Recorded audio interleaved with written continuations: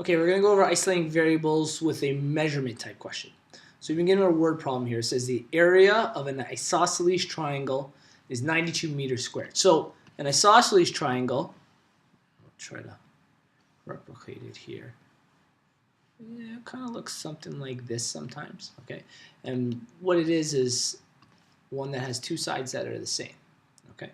So the area of an isosceles triangle is 92 meters squared. The base is 6 meters. So the base would be the bottom part of this, okay? So the one side that's not the same as the other two is going to be 6 meters in length. 6 meters in length. What is the height? Now, the height of the triangle is actually going from the top to the perpendicular to the base, okay? And in this case, it happens to cut that triangle directly in half, okay? But it'll always make a right angle with the base, and the line has to go right up to the tip. So we're looking for the height of this triangle. Now, one of the things we need to know is what the area of a triangle is. Do any of you guys know what that formula is? Area of a triangle? Length times width divided by 2. Yeah, so they say length. And what I'm going to call in this one, I'm call it base, and I'm going to say times height, which is the exact same as the other two, just because we call this the base and this the height, okay? Divided by 2. And we know that the base in this case is 6, and we know the area is 92. Right? So we're going to replace the area with our number 92. So we have 92 is equal to the base, we said was 6, so we're going to replace the base with the number 6, times the height, which is unknown to us, divided by 2. So the whole goal will be to find h in this question. Okay? So because we want to find h, we have to isolate for it. So the first step would be to do what? Since this is technically all divided by 2, how can we get rid of this fraction? Multiply by 2? Yeah, that's right. Because this is division, okay, to bring it to the other side, we would use multiplication. So we multiply when we bring it to the other side. So we're going to end up with 92 times 2. So maybe I'll get you guys to take a look at this. And 6 times h can kind of be written as 6h, okay? It's still technically the same thing. So let's simplify our left side. Do you know what that equals? Yeah, 184. Just do that in your head. 6h. Very good. Okay, now again, the goal is still to get h by itself, so what do we do with that value of 6? If it's technically multiplied by 6, if we got to move to the other side, what does it become? Divide by 6. Yeah, that's right. So to move it over, we'll need to divide by 6. So we're going to get 184. 6. 184 divided by 6. 30.6. Continuing. Is that what it is? Continuum. Yeah, my calculator rounds it off at 7. 0. All right, what will be our decimal? Let's get a good decimal. 184 divided by 6. 30.6 continued. Okay, just like you said. So we'll round it to 6, 7, something like that. This is the height of our triangle.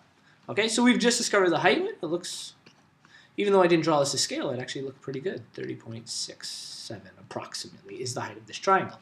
Now, here's the tough part. Okay, that was the easy part of the question.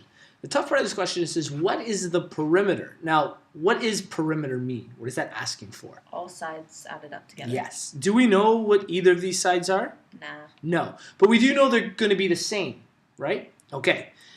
Now, because this actually cuts it down the middle, we've made a smaller little triangle here. And I'm going to kind of duplicate that over here.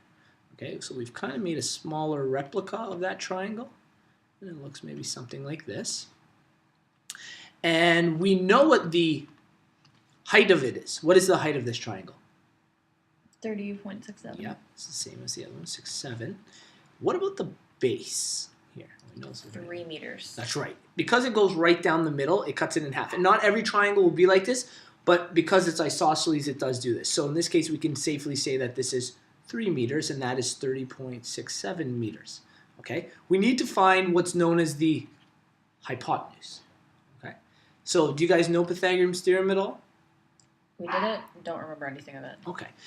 The formula says c squared is equal to a squared plus b squared. Okay? The only thing that's really important is that C represents the hypotenuse, and the hypotenuse is always opposite of our right angle. It's always the longest side of the triangle.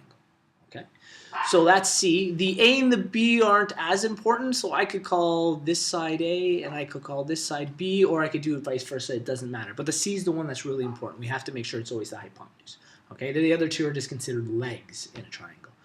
So we can take these values, okay, and we can plug them in to A and B. Okay, so we're going to plug them in. That's going to help us find our C squared. So we get C squared is equal to, A we said was 30.67, and it technically is squared, plus 3 squared. Okay, I'm going to need you to do that 30.67 squared, but we know what 3 squared is going to be. We know it's going to be the value of 9. 940.6489. All right, 940.4 we'll say. Sure, 940.9. Okay, so we add those two values together, and we're going to get C squared is equal to 949.9. Okay, which is something we can probably round to approximately 150 if we want it, but we'll leave it at this to be accurate. Now we have to get C by itself, and C is technically to the power of 2. So how do we isolate for C? What operation do we use? The opposite of power of 2. Mm-hmm. Square root. Yeah, square root. That's technically what we would use. Oh my God. So C is equal to the square root of 949.9. Again, we'll need a calculator. I was going to say divide to the power of 2. Exactly. The root is the opposite of any power. And they don't talk about it too much, but if you have like the power of 10, technically opposite is called the 10th root. You guys don't really get into that much, but that's fine. So let's find our square root here. Square root of my answer from before. I'll get her in a second. Oh, that was the wrong number. Okay, I was wondering what happened there. Square root of 949.9, there we go, is equal to 30.8. Okay, so we'll round it to 30.8. We'll say approximately. So what that told us is that this part of the triangle is equal to 30.8 meters. Okay, so how does that help us in terms of finding the perimeter of something? How do we find the perimeter of this shape? Sorry. This is 30.8, right? Add all of them together. Yeah, and what will this one be? 30. Excellent. So can we do this all together in our heads? You think we can? Not in our heads. I guess. No, never mind. I think it's this. 67.6. Got it? Amazing. I forgot to press equals, so. That's all right. But yes, and then I got Does it. that make sense? We went through a lot of different steps. We did like isolating variables with fractions. Then we did some measurement of a triangle, so we used a Pythagoras Theorem. And then we did perimeter by taking all those values and adding it together. So that's a pretty in-depth